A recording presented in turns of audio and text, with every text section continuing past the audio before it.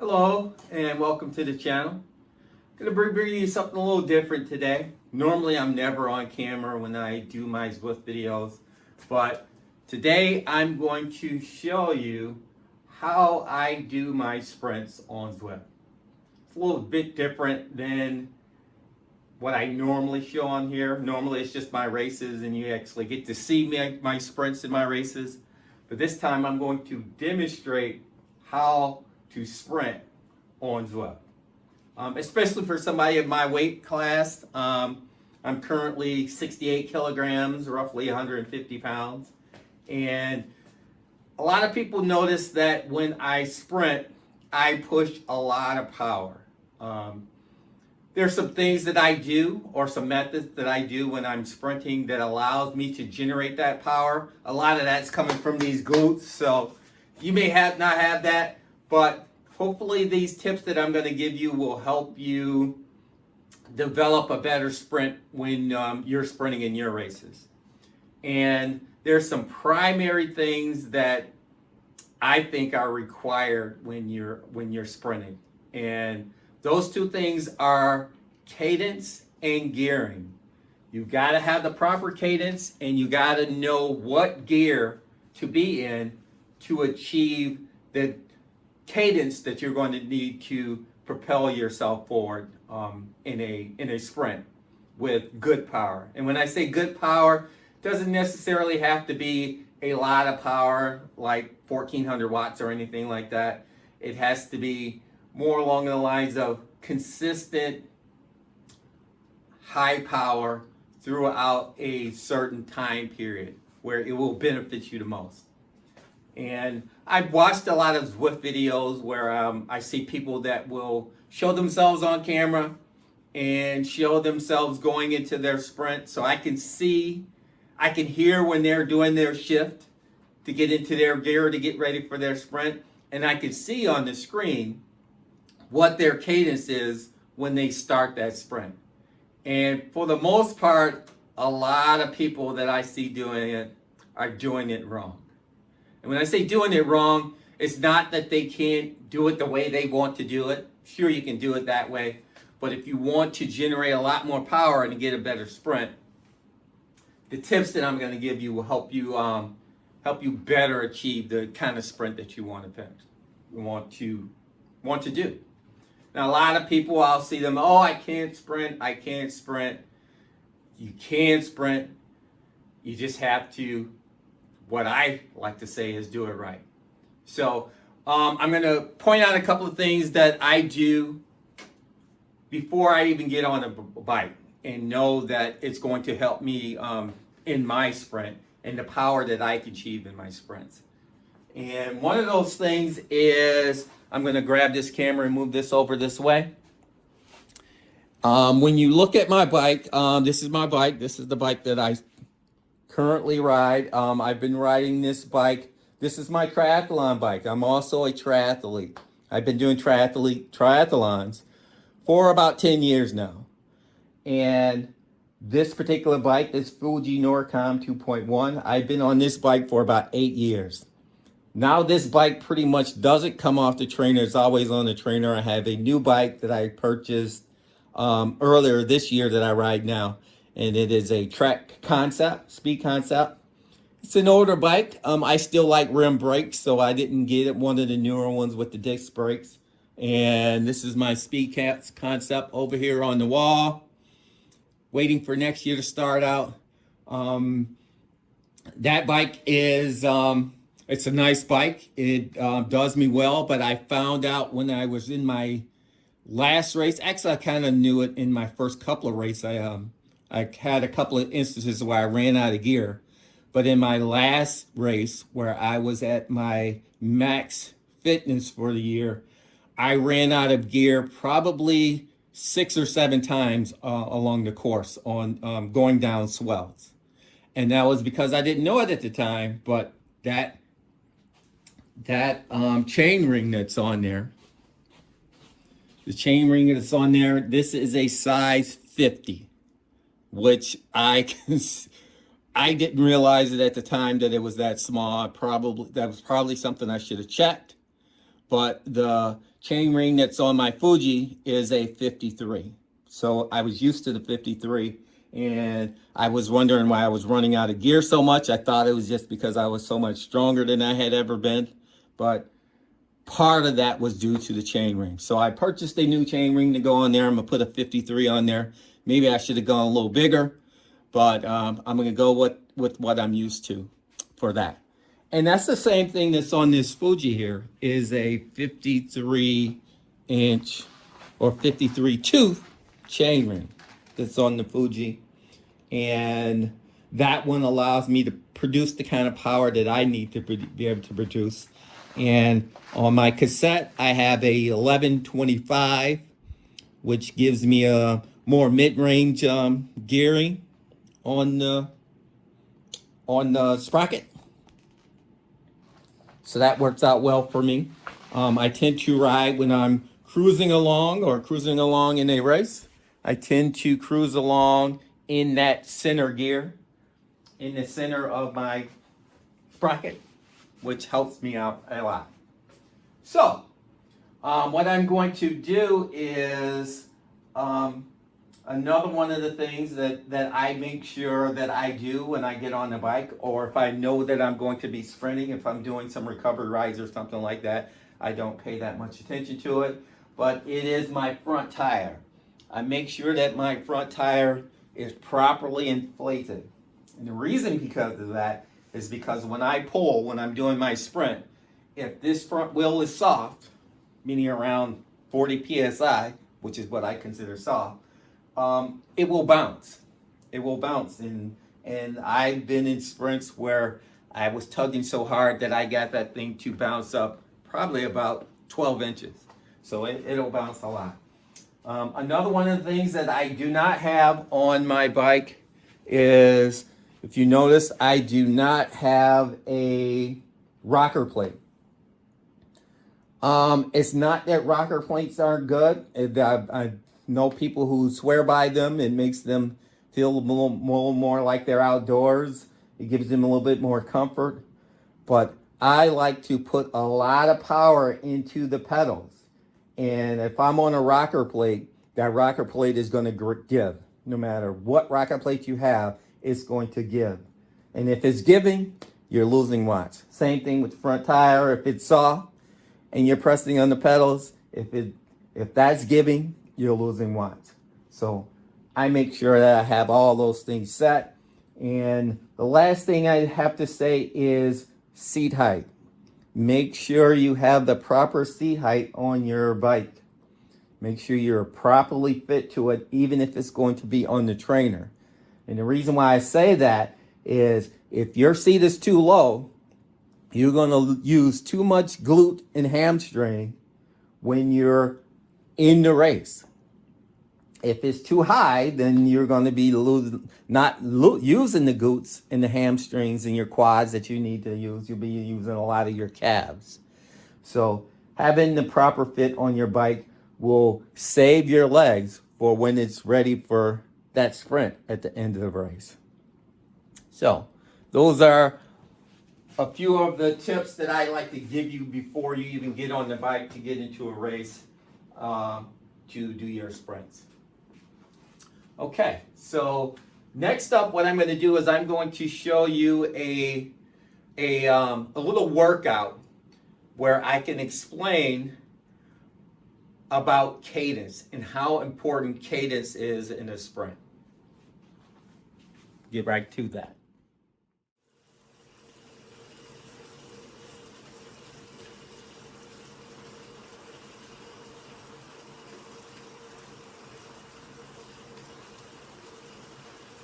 Okay, this is a little workout I put together just to explain a little bit about cadence and where you should be when you start your sprint for your cadence. And it's important to ramp up before you do your sprint. When I say ramp up, that means you need to be somewhere between 95 and 105 RPM in your cadence before you start your sprint. And what that does is it puts you over the top of the gear to allow you to not have to build up to a cadence while you're in a harder gear, which is the gear you're going to drop down into when you sprint. So what I'm showing here is got a little workout, just going to do a little 2-minute warm-up, and then I'm going to go into what is a high power effort. And I have ERG mode enabled on here. And ERG mode is what originally gave me the key to knowing what kind of cadence and gear I needed to be in. So what I normally do is when I'm getting ready to sprint, I will shift down a couple of gears and start to ramp up my cadence. So as you'll see my cadence is, in this instance, I'm going to show you the wrong way to do it. My cadence is at about, it's low. And I'm going to go through the arch, and it switches to 370, and now I have to muscle my way up to get to enough power at a high enough cadence to stay on top of this gear, stay on top of this power. So I went from like 50 something up to 85 in this instance to get on top of 370 watts. Okay, I'm gonna cool that off.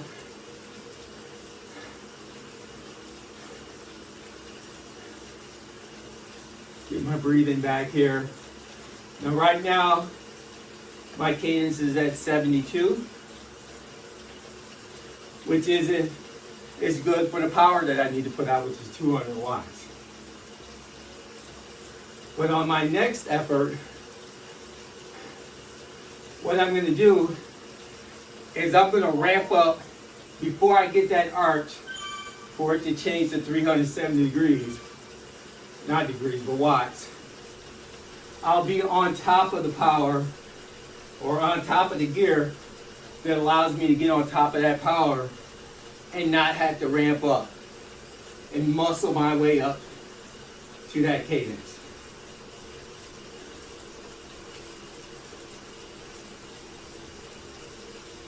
So I can see the arch coming, and 3 seconds before I get to that arch, I'm going to ramp up. I'm going to pick up my cadence to get on top.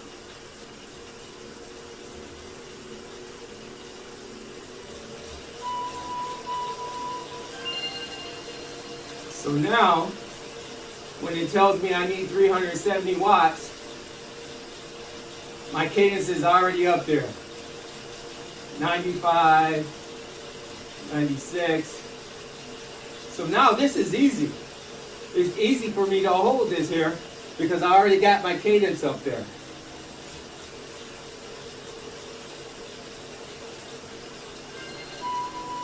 There it comes. Now I can back off. So because I got my cadence up there, I'm going to pause this for a second. Because I got my cadence up, I'm not as tired, and I'm able to hold that power longer because my cadence is up. I don't have to fight through the torque on the trainer to get up to where I need to be. It's that same thing in a sprint. If you already build up your cadence before you shift down into that harder gear or your sprint gear, your cadence is already up there. You don't have to fight as much. You can hold your power longer. And once your cadence starts to come down, once you start to feel the fatigue, your cadence starts to come down, then that's when your trainer will start to add more torque because it thinks you're slowing down.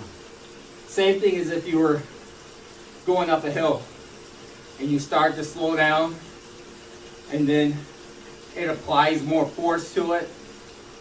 So you have to pick your cadence back up. If you don't, your cadence will continue to slow down.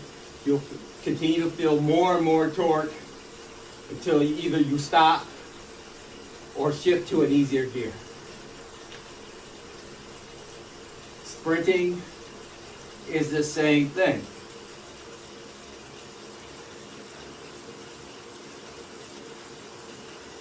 Now, when I sprint, a lot of times, sometimes I will put a 20 watt per kilogram up there. That's because I'm light.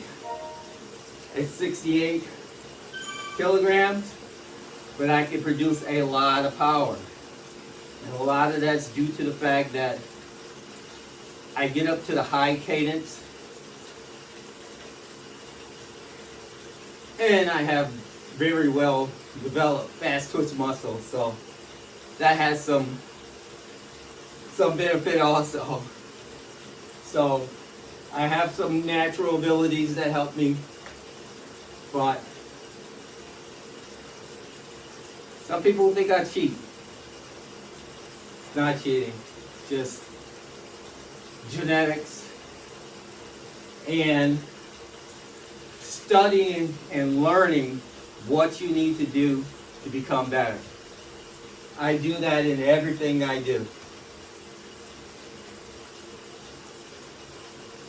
I do very well in my triathlons.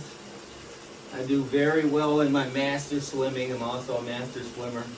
I compete in the breaststroke, so I use the power in my legs for breaststroke.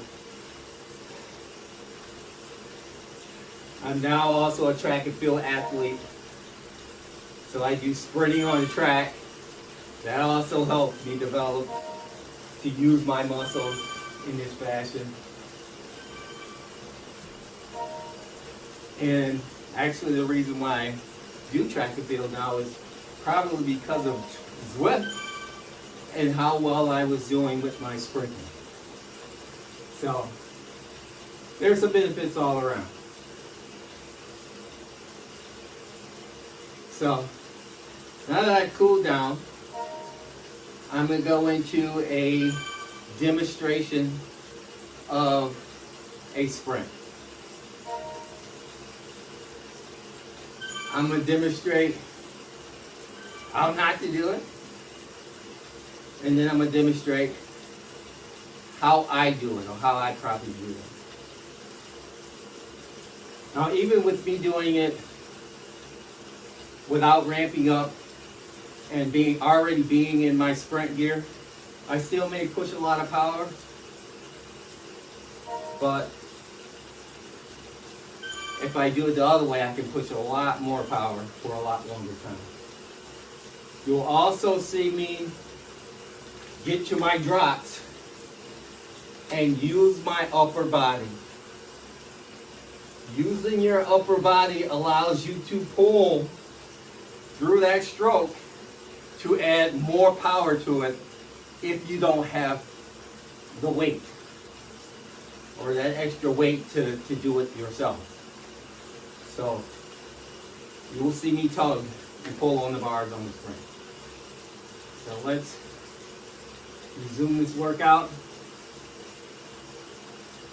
We'll get to the free ride. And I didn't bring any water with me. I should have brought some water because I'm feeling like I need some water right now.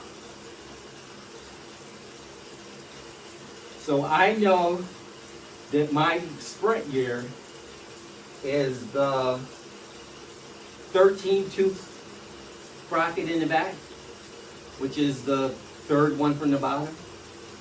Sometimes I can't get down there because I may be fatigued. I've actually gone down to the second one, to that 12-tooth sprocket before, but I was tugging here. So 30 seconds, coming up to a sprint.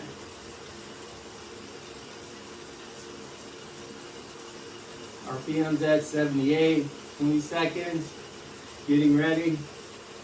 I'm going to shift down, 13, 9, 74. Now I'm in my sprint gear. Now stay up and sprint.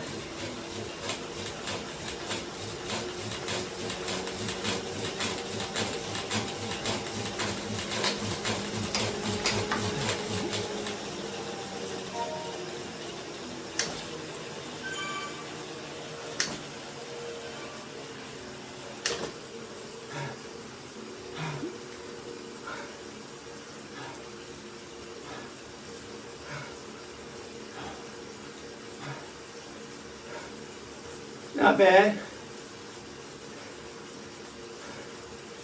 A little over 1100 watts.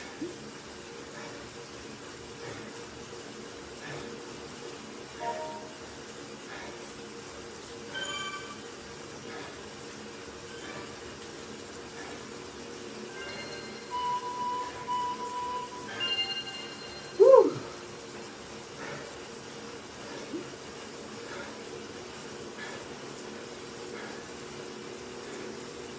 Now, in that case, I had to build up to my cadence while I was pushing on that harder gear.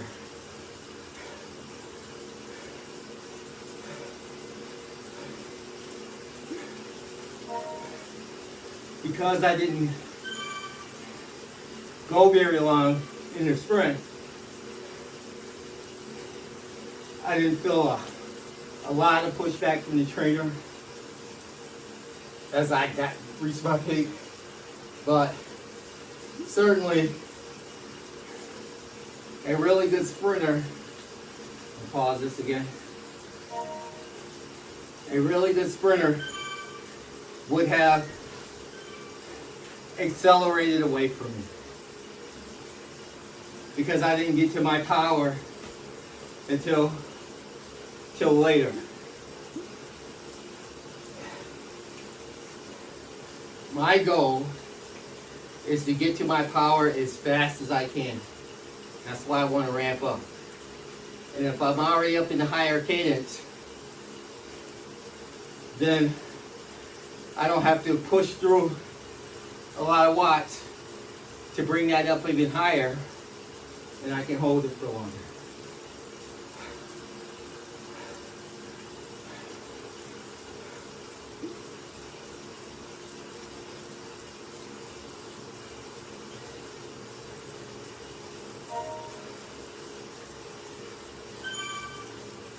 I need to oil this chain, it's squeaking a little bit.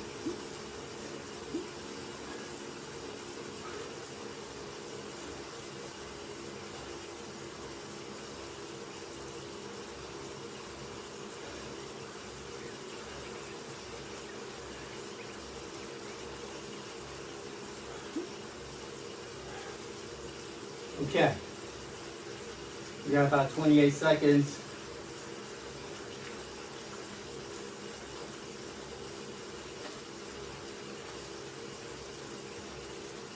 Do a little bit of taste in my mouth. It was drying out.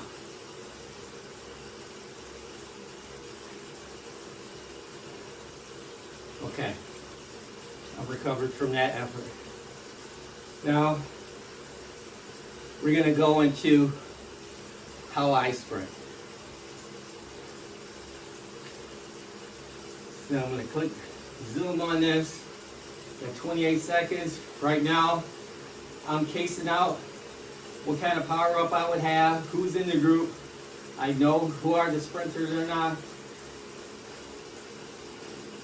And I get ready to go. 13 seconds. Starting to ramp up.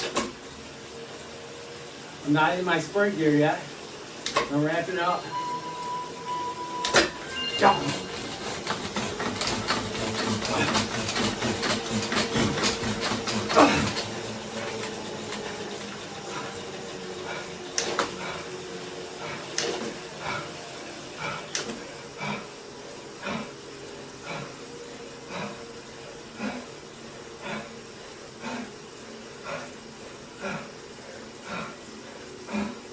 That's great.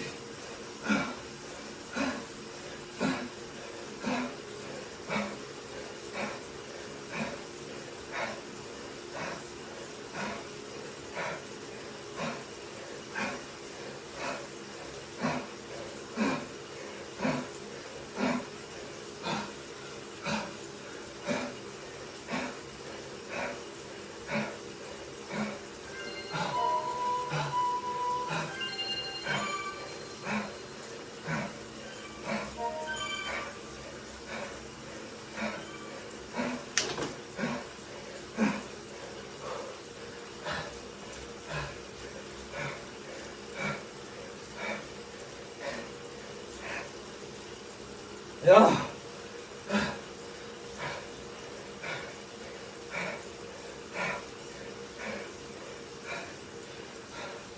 I think I saw 15. Oh man, wasn't expecting that.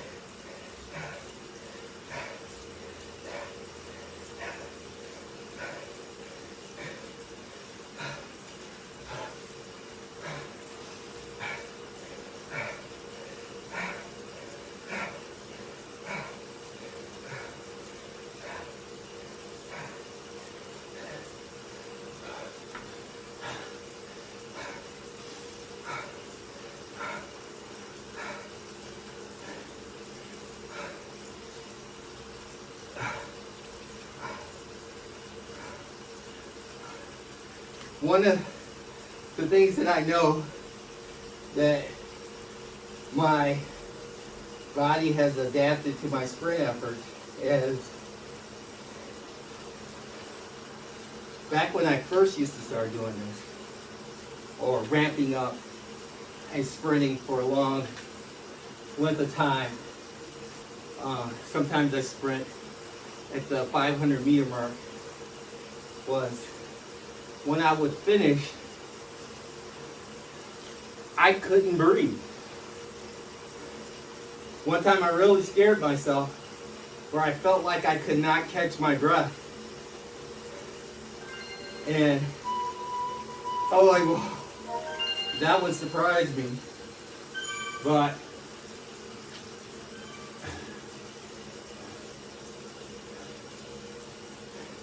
after a while, even though what just happened to me where I am struggling to catch my breath and I'm breathing hard, I don't feel like I'm going to die anymore, if that's correct.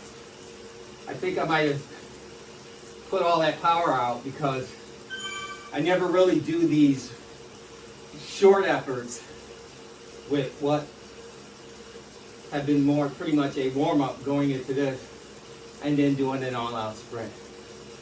So I think that's why I might have went over 1,500 watts for the first time. But yes, make sure you ramp up.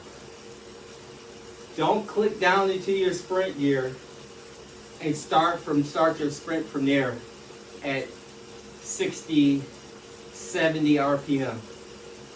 That is the worst way to do it. You're not a track sprinter. You're not on a fixed gear bike. You have gears. Use them to get your RPMs up first. Once you got them up to 95, maybe a little more, click down to your sprint gear, whether that's one click or two click. Stand up and go as fast as you can. Your trainer will still think that it's in them high RPMs, which it is, and won't fight you as much. The same thing can be saying with pedaling too fast or having too high of an RPM. If your RPMs are like 120, 125, then you're going to be over the top of the gear, and you're going to lose some of that force because your trainer is going to want to back off really fast because it thinks you're going too fast, and your power will plummet. It's sort of like being in a hard gear, pedaling uphill, and all of a sudden shift down to your small crank, and then you're spinning like this, and you're getting no power, no pressure to the pedals. Your wheel and your flywheel is going faster than you can keep up. That's the same thing. You don't want to go over top of the gear. And that's something I've learned over time. When I first started doing this, I used to always have to look down, see what gear I was in, see where I needed to go, and then do what I didn't do, my ramp up and my sprinting and all that stuff. Now it's all dialed in. I don't even think about it anymore. I can react to what the other riders are doing, or if I have a set point where I know I'm going to lead or lead out, once I hit that, I will go. 90% of the time, maybe 95% of the time, I know I can produce enough power to break the draft of anybody that's behind me, as long as I'm not too fatigued. That's why I tend to choose flat races. But now I'm getting good at the hill work now also. I used to get dropped a lot by the ACAT riders when we got to the hill. And then what I would do is I would just drop back to the next group, ride with them, and then sprint them. I would always sprint that group. Always sprint, if you can, at the end of a race. Even if you're winning and you're a minute ahead of everybody, drop down in that gear and sprint. Adapt your body to it. That's the secret of sprinting. Now there are a lot of things that I can give you that are what are called marginal gains. I'll probably do that in another video when I can give you some marginal gains. But for the most part, it's being in the right gear, in the right cadence to have a great sprint. Thank you for joining me. See ya!